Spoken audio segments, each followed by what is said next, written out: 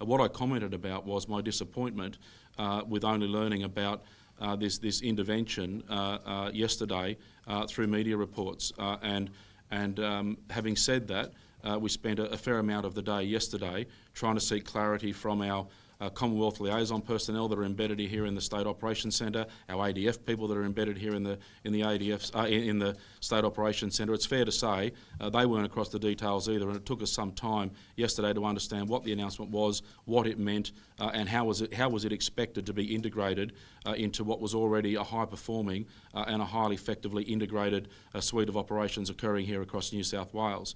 We've got through a lot of that process.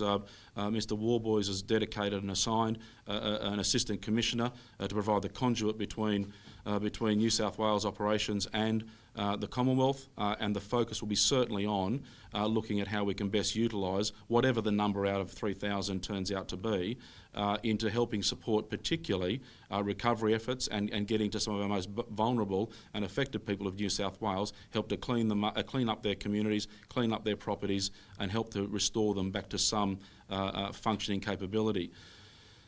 I was very public this morning, and I make no apologies for it. I was disappointed and I was frustrated in the middle of what was one of our worst days ever on record, with massive dislocation and movement of people and a focus on really difficult weather. I've had my conversations with the Prime Minister's office. It was an amicable conversation.